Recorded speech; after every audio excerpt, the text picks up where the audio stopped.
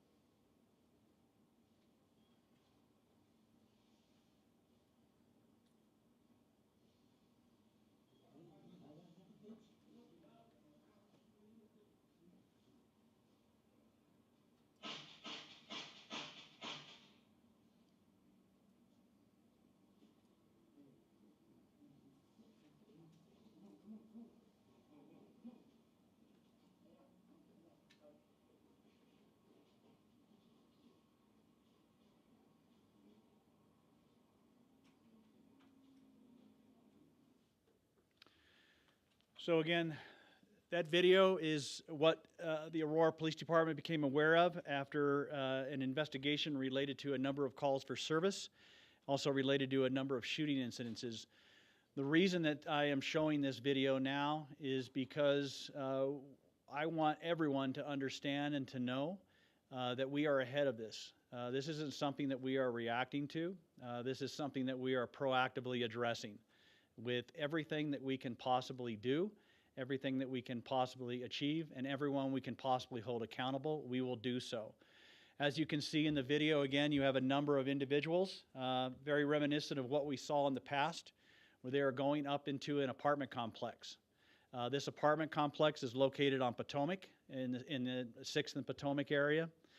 And I think what's compelling about this as well is that the individuals who live in this apartment, they had just moved into this apartment complex 2 days prior. And they actually came from Venezuela as well. So that is the circumstances. All of the individuals were armed. You can see the two individuals, the one with the hoodie, and he is armed. You can see another individual who's off to the side, who is at a low ready position with his weapon, which means he's basically pointing it at the door, ready to do whatever happens when that door opens. The other individual, who looks like he is kind of guiding and directing it, he is the individual you see with the bandana on. He is basically, from what appears to be kind of the ringleader, addressing, directing, making sure that contact is made with those people. The one thing that I think is the positive about this is that the individuals who had just moved into that apartment complex did not open that door. Had they opened that door, I shudder to think what might have happened to them. But unfortunately, that is what we have seen at that apartment complex, and it's what we have been dealing with. So I'm going to give you a brief history about that apartment complex itself. Again, the Aurora Police Department became aware of 44 radio calls for service. Out of those 44, many of those were duplicate calls for service, and so we basically got down to about 12 separate individual incidences. Those incidences start all the way back in August. On August the 24th, we had shots fired. On September the 24th, we had a 14-year-old who was kidnapped, pulled into an apartment. On 10/13, we had shots fired again. On 12/24, we had shots fired. On 1/6, we had a victim who was pulled into an apartment by 3 Venezuelans and basically told that they were going to be there until they wanted to leave. On 1/29, again, we had squatters that were inside of another apartment building after the tenant left due to the fact that he was assaulted and mistreated. Those were also Venezuelans. On 2/13, we had 15 to 20 male Hispanics, unknown ethnicity and unknown immigration status, that were squatting in another apartment. And then on 5/31, we had a shooting. And then again on 6/6, we had shots fired. On 6/7, we had shots fired. And that also involved 22 rounds that were actually fired in that complex and in that area. So with all that information, again, the Aurora PD has been working diligently to try to focus on that location and that venue and to hold those individuals that are causing that victimization accountable. The one thing that is compelling about this is that this video was released to us by a neighbor. That, in turn, really gave us the understanding of the complexities that were occurring. All of those calls I mentioned, we had PD respond to. We have been focused on that area. We have been working in that area. And that video, without question, gave us the understanding of what exactly was occurring, how it was occurring, and when it was occurring. So the apartment was identified. We definitely responded. I'm going to give you a brief synopsis of the timeline. And again, this is what you can see. So on June the 9th, last week, we responded to that call for service regarding the weapons. The investigation started. We met on Tuesday, June the 10th. We got together with all of our units that would be advised or working on this particular event. On Wednesday, June the 11th, we actually set into motion a plan where we went inside of that location. Once inside there, in that apartment complex, we did 11 door knocks on vacant locations. We did 6 door knocks on probable locations where victimization, where crime has possibly been occurring. And we did 1 search warrant. We also went around to the community. We door knocked on every single door in and around that complex and passed out flyers and had conversations with every individual in that complex to find out what was occurring, how it was occurring, and what were the issues. The flyers were to make sure that, one, they felt that they could have a conversation with us and they'd be safe, that they could pass on information that would allow us to understand and focus on the individuals that were causing the problem, and 2, 3, to make sure that they understood that we were there to serve them. What we found during those door knocks is that, again, this is a behavior pattern that has unfortunately been occurring. It's, like I said, it kind of really started generating sometime in the time of March, February, when individuals started to move into that apartment complex. So that's when we really started to get an understanding of what was occurring and how it was occurring.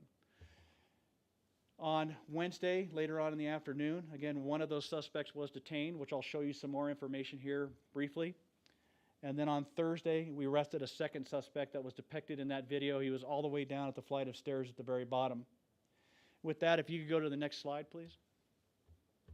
These are some of the steps that we took when we moved into that apartment complex. Again, our gang intervention unit. We had patrol, special operations, investigations divisions, our community engagement bureau all went into the location. On Tuesday, June the 10th, again, our crime analysis put together very, very specific information related to the calls for service, how they happened, when they happened, and where they happened. We analyzed all those calls for service. We put together a plan. We have had working groups every single day telephonically with all these entities involved, very similar to the task force that we put on before. On June the 11th, again, we did the knock and the talk operations throughout the vacant locations, as well as all the ones that were occupied. We made contact with everybody inside that apartment complex that would open the door, that would have conversations with us.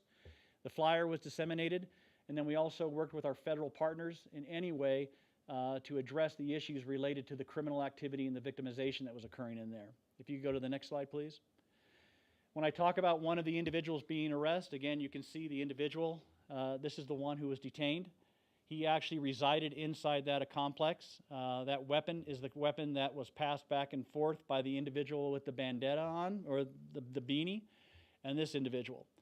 Our suspect on this is Larry Galbraith. Like I said, he resides in that complex. We had extensive interviews with him. And I tell you, there's some very compelling statements that relate to some of the issues that we have seen historically that kind of set the foundation for what we're seeing right now. Larry actually mentioned that he was tattooed by one of the Venezuelan individuals that were inside that location that is active in and around that area. He was actually marked. He mentioned that.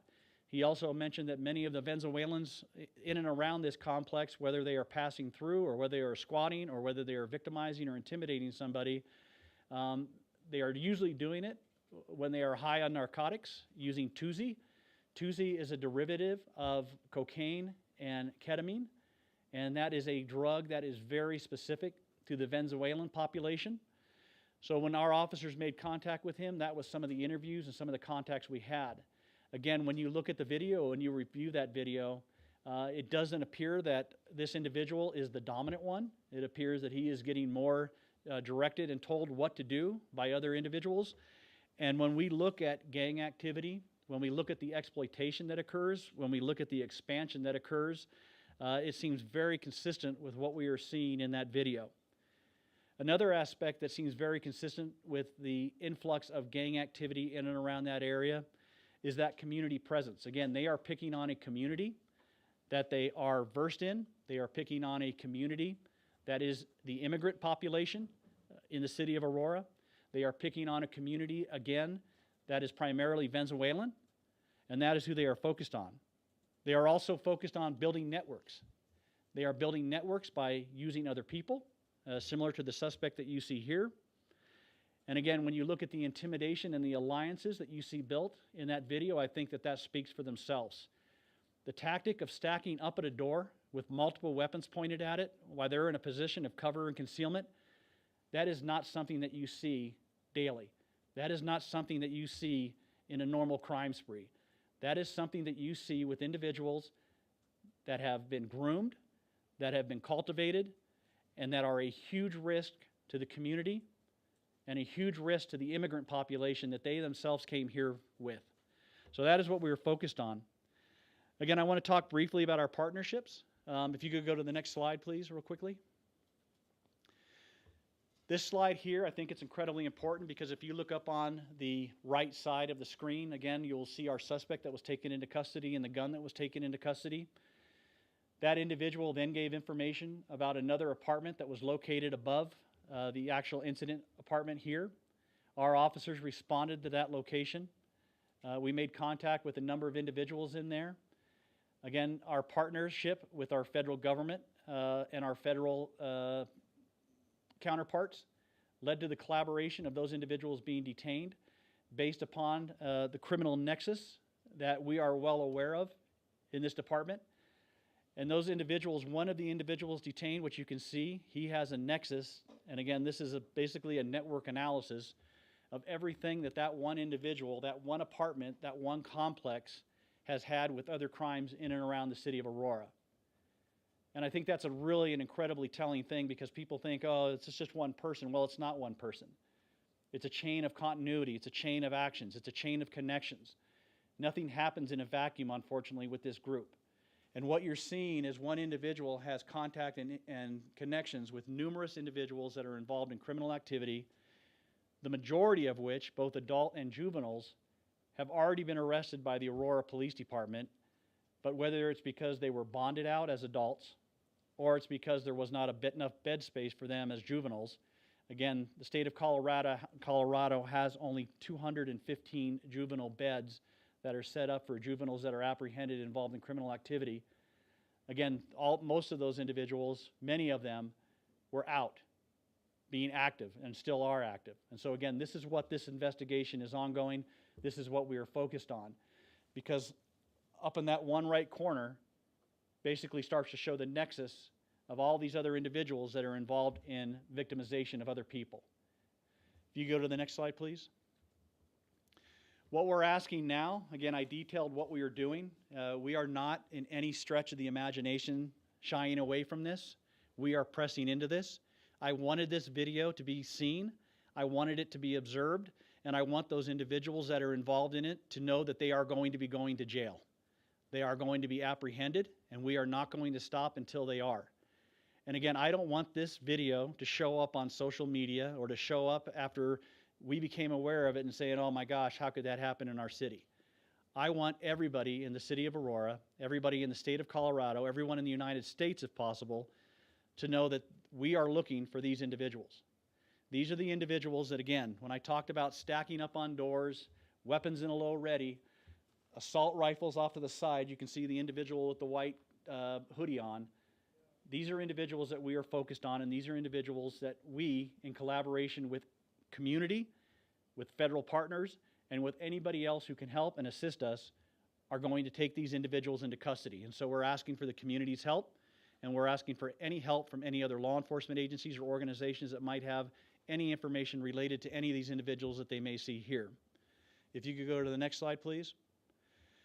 Again, when I talked about what we did, this is kind of a reiteration of that. So what we found out when we did an analysis on those calls for service, when we got that video and we started to analyze it and review it, we have been doing incredibly proactive patrol in and around that area.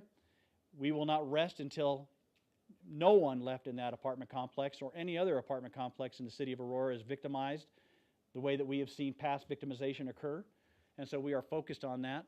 We have spent over 51 hours at the location since Tuesday. We have had daily calls since Tuesday with all the units involved in this for collaboration and understanding. We have spent 728 personnel hours investigating the proactive patrol aspect, the community reassurance, and the overall operations. So with all of these things in place, if you could go to the next slide if there is, that's what we're here for, and that's what this discussion about. We saw a video. We saw a pattern of conduct. It's like I think I sat here a number of months ago when we closed down Dallas Street and we did the criminal nuisance on it. And we said, again, this is not a victory lap by any stretch of the imagination. There is still going to be work that has to be done. That's one thing I think when you get involved in law enforcement and you stop a problem or you arrest somebody, is that there's always that possibility of displacement, especially when you're looking at a place-based enforcement action. That displacement can go anywhere at any place. That's why we have spent so much time and so much due diligence to track it, to verify it, and then address it and stop it. I'll be very open with you. What I see on this video, it is very reminiscent of what we saw before in the city of Aurora. But the difference is we are not going to allow this to gain momentum. We are not going to allow it to gain steam. We are not going to step away from it. We are going to step into it. We are going to hold all of those individuals accountable. And I'll be very frank with you too, there's a lot of, we still have to understand. But based upon all the expectations, based upon everything that I stated here, based upon the involvement, the actions, the behaviors, the demeanor, there is without question gang involvement in this. And again, we are going to hold those individuals accountable. I look at these individuals like a cancer. They are not a benign cancer. They are a cancer that is causing victimization. They are a cancer that must be addressed. They must be cut out and they must be stopped.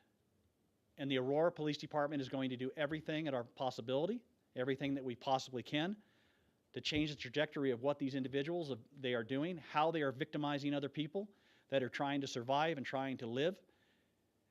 And we are not going to tolerate it. So with that, I'd like to close this and open it to any questions.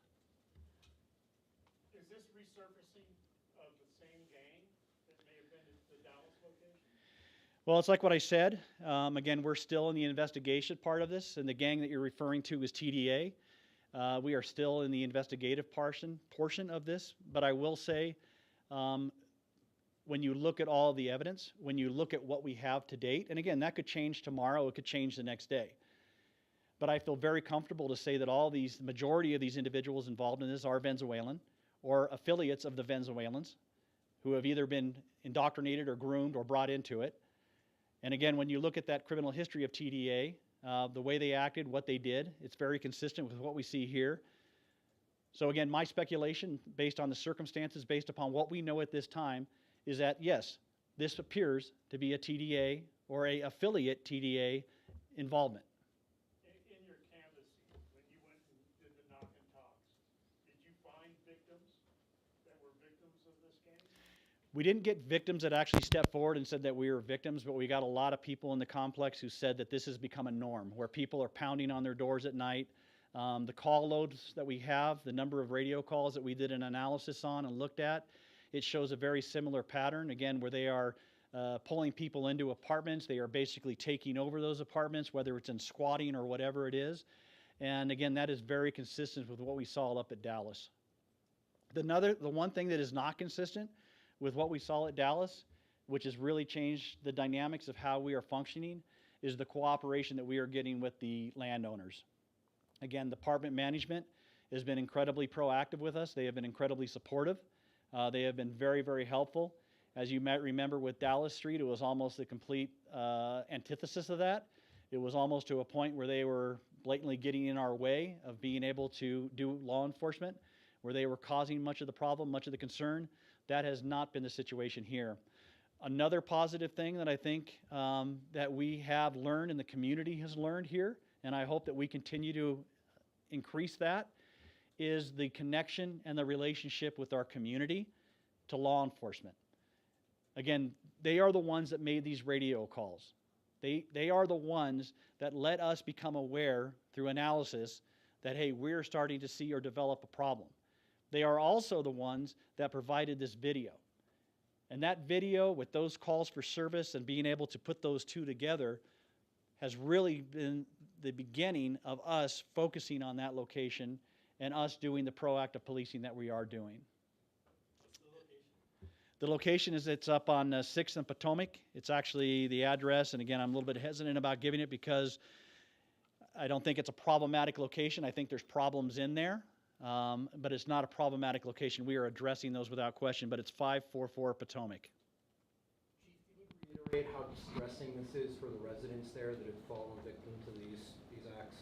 Yeah, I think it's stressing for everybody. I think, again, when you know that you have individuals that are fully armed in and around your apartment complex, and I think what's sad about it too is that I think many of these victims, it's almost become normalized. I think it's almost become to the point where they think, oh, it's just part of living in America. It's part of being victimized by other immigrants who have come to this country with them when they fled to this country. And unfortunately, some of those immigrants have decided to take on gang affiliation, or they were already gang active, which we have found in many, many of the individuals that we have stopped. And I think that's really the sad part, is that they think that's normal. Well, that's not normal in America. And victimization should not be normalized in America. Unfortunately, that's what the discussion is right now. And so again, when I see a lot of these groups, when I see a lot of these demonstrations, when I see these things that are unfolding every single day, where they're talking about the immigrants' rights and the deportations and how it's impacting the immigrants, I hope for 1 second, 1 instant, that many of those people who are involved in that realize how naive they are and how quickly they have forgotten the immigrants themselves who are being victimized over and over and over and over. And I never see protest, I never see demonstrations, I never see any marches on behalf of the victims. Not once. I'll never see a group walking down the street saying we're protesting victimization of our immigrant population. I only see protests for people that are involved and have criminal nexus being deported, and that has become the story. And that's troubling because in this apartment complex in Dallas, that's who repeatedly and continually got victimized. It wasn't the population that resided here, it was the population that came here for a better life, and they were completely ignored, they were completely set aside, and they were completely victimized almost daily, if not weekly, by many of the same people that they fled their country to get away from that behavior and that pattern, and yet that's not the story that you hear. And that's alive and well, unfortunately, and it's not just Aurora either. I don't want to be naive and think, oh, Aurora's got this unique problem, because that's not the problem. If you look at a lot of these agencies and these organizations that have had this influx of population, I can guarantee you, whether they know it or whether they don't know it, they are dealing with very similar situations that we are dealing with here. Do you think these people are juveniles, adults, a mix? Again, I think it's a mixed. I think, again, when you look at most gangs and how they are expanded and how they grow, I think it's through recruitment. I think it's through grooming.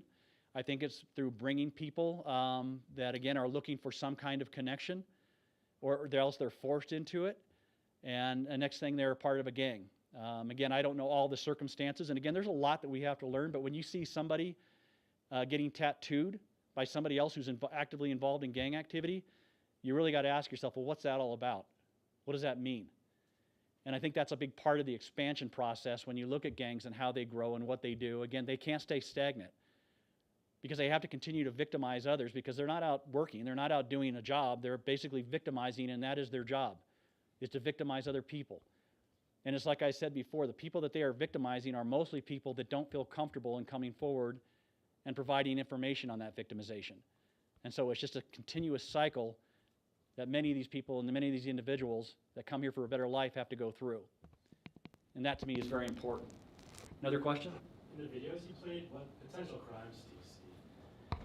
Well, other than the fact that, again, when you look at the video that we had on Dallas Street and you compare it to that, it's almost exactly frame for frame similar. The fact that it is a takeover, the fact that these individuals who moved from Venezuela just 2 days prior are now, for whatever reason, at the middle of the night having a group of approximately about 9 individuals stacked up on their door, pounding on their door, trying to get in.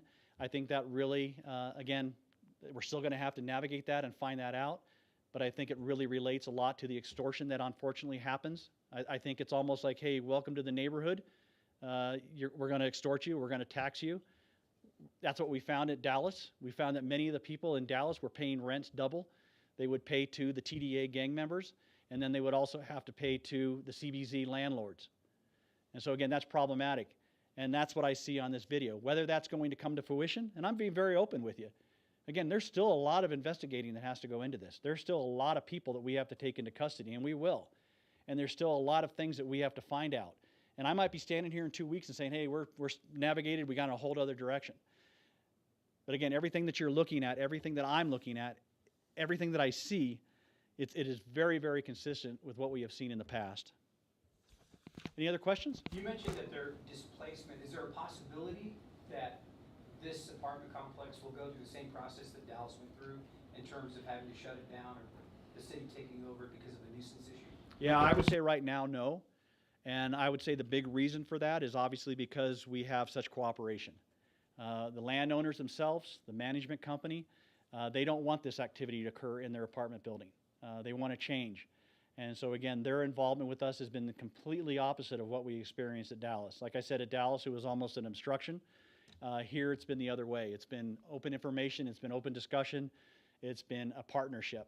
And when you talk about community policing and you talk about those partnerships, that is an exact example of what we are hoping to achieve, and that's what we are achieving at this location. And to me, that question goes back to, again, why am I standing here so early in the investigation?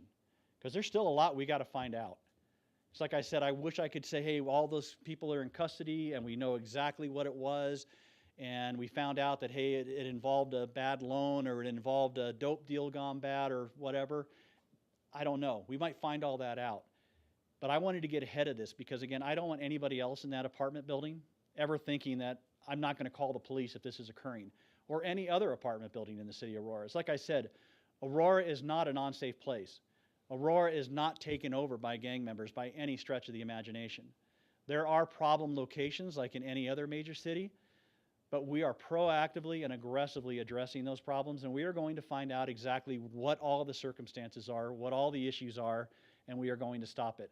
And I'm going to use every resource available to hold those individuals that are involved in this victimization accountable. Federal, state, local, it makes no difference. I will use whatever I can to make sure that we are doing our job. Sir? How do you know specifically they're from Venezuela? Yeah, again, that's one thing that we've gotten from a lot of it, from the individual that we took into custody. Those are statements that he made. He made very specific statements about their country of origin. The family where we did the follow-up and went to, again, they were all documented as far as Venezuelans. And again, the individuals that we think we have identified in here as well, they also have an origin of Venezuela. So that is the pattern that we are seeing. Again, can that change? Yeah, it can. Will it? I don't know. But right now, that is the direction that we are looking at and going towards.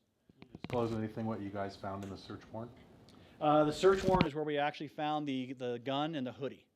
So that was what was located in the search warrant. I think I saw a number of people have been picked up by federal immigration.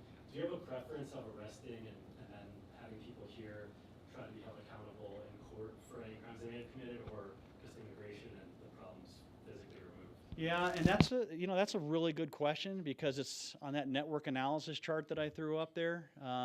We see a lot of victimization that occurred by individuals, and you can see that connection. It's all the way through there.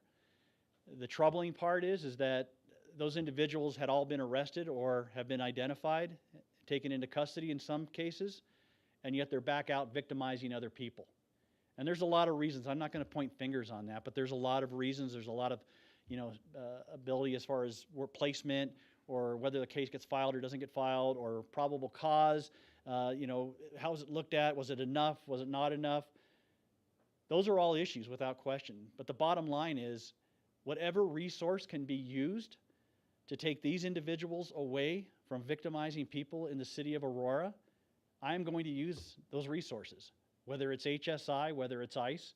Again, if there is a criminal nexus to any of this activity, I am going to use the resources that I can to make sure that a community member walking down the street, that you walking down the street, aren't jumped, don't have a gun placed against you, aren't beaten, don't have somebody coming to your doors at 2 o'clock pounding and banging, demanding that you pay them multiple rents. I'm not going to allow that to occur. And I'm going to use whatever we can legally, whatever we can constitutionally, and whatever we can ethically to make sure that victimization does not occur in this city. Is that video made available to all of us? Yes, it will be. Okay. Could you go over once more? You talked about Larry. Has he been arrested and charged with something? Yeah, Larry was charged with criminal menacing, and he's still in the process. And if you were able to arrest the other individuals that you're looking at here, what types of charges could they possibly face? Again, I think it was going to be more criminally menacing based upon what you see here, based upon their firearms. Again, also based upon the actions that they have as the interviews continue to unfold, based upon search warrants. Again, there's a lot of the investigation that still has to unfold. So saying right now what it would be, it'd be criminally menacing for sure. Everything else would open up based upon what we have. So it sounds like you've seen a puff of smoke here and you want to put it out before it turns into a fire almost. We have seen the issues with our own eyes. We have seen them through analytics. We have seen them through analysis, and we are going to address them as quickly and as effectively as possible to stop them. And again, that's the struggle too, because we're going to hit this place, which we are, but we're constantly looking for the next place. And again, whether that next place is here, whether it's down the street, whether it's in Denver, as a law enforcement community, we have to focus on that. Because the one thing that I have seen with this gang is they are not transitory. It's not like a traditional gang where they say, this is our community, this is our place. They will go in a while, they will victimize it, they will basically bleed it dry, and then they will go somewhere else very simply and very easily. Another thing that's really challenging about this group or these gangs, again, and I'm still saying, we don't know all the individuals involved. I'm saying the actions and the activities are very consistent with TDA or a subset of TDA. That is what I will say. But the one challenging thing, and it's the same challenge we had a couple years ago or last year, is that these individuals do not look like gang members. These individuals look like somebody that could be working at 7-Eleven. They look like somebody who could be working at Target. They look like somebody who could be in any occupation walking down the street. And so when I talk about, the appearance or the face value of what you see, it looks very different when you see it on a video and you see somebody holding a gun or holding an automatic weapon, and then you see a picture of somebody else, and it's like, oh, that couldn't possibly be a gang member. Well, you know what? Wake up. Because they are gang members, and they don't dress like it's 1980 or 1990, where they're all posted up on a corner. They dress exactly like you and me, and they do the same actions and the same activities, except one of the activities they do that you don't do is victimize other people. And again, those people they victimize are usually people within their own immigrant population. And that's really the tragedy of all of this. Any other questions? I'm sure the video that you showed is just a small amount. I would assume you have maybe other cameras or more video. No, that's pieced together what we have. That's all, okay. Yep. That's all. That's the only. Okay. That's correct. And did you name the apartment complex? I did. I gave the address. Yeah. And has it always been called the same thing? It's been changed multiple times, I believe. With the same owners still? I'm not sure of that. I can't give you that information. I'm not sure. I'd have to look into that. Anything else? Other cameras around the complex that may have picked these guys up? Yeah, we canvassed the whole area looking for other closed circuit television, and we also have our systems in place, and we have not been able to locate any other cameras on that. How many unit complex is it about? It's a larger one. Again, I don't have the specific count. It's multiple dwellings or multiple buildings that are spread out through an area. Similar to Dallas. Yes, very similar. Ma'am, in the back? About how many do you think there are? Like a handful, in the hundreds? Do you have an estimate? Yeah, right now, based on this, and that's what I'm going to talk about, is what I know factually. Right now, we think it's somewhere approximately about 9 individuals. 2 of them are in custody, and then we have 7 that are still outstanding that we will be taking into custody as soon as we continue our investigation, and as soon as the community gives us more additional support and help, and we are able together to solve these problems. Through the Dallas process, you sent very direct messages for community members that were possible victims to join your efforts in sharing information. Is that going to happen here as well? What are some of the works that you're going to have directions to those people? Yeah, and again, that has happened. It's not, is it going to happen? It has happened, and it's been continuous. There's been multiple press briefings, again, ever since I stepped into this role, talking about that relationship, making sure that there is that trust factor that they can come forward. On this particular event, again, we did that knock and talk where we went through all of the complexes, even the ones that we don't know if we're involved or not, and we handed out flyers in both English and Spanish, making sure that individuals had a clear understanding that we want to get their information, we want to support them, and we want to make sure that they're safe. Any other questions? Yes, ma'am. Do you have about an estimate or specifically know how many people had to pay rent twice at the Dallas apartments, or were paying rent to the gangsters? Or Yeah, I don't have specific numbers, but that was pretty much what the standard was. That's what we found out from the people, again, as they moved out and as we had conversations with them, is that was basically the practice. Whether this, and I'm going to go again, I'll expound a little bit, whether this is that practice starting itself again or another process of that practice, I don't know. But I do know it's very strange to have approximately 9 people stacked up at your door in the middle of the night, pounding when you just moved in. They weren't there with coffee cake and a welcoming tray. They were there with guns. They were there with attitude, and they were there with fear and intimidation on these poor people that just moved in 2 days prior. And to me, that's alarming. Anything else? Thank you so very much for everything. I appreciate it.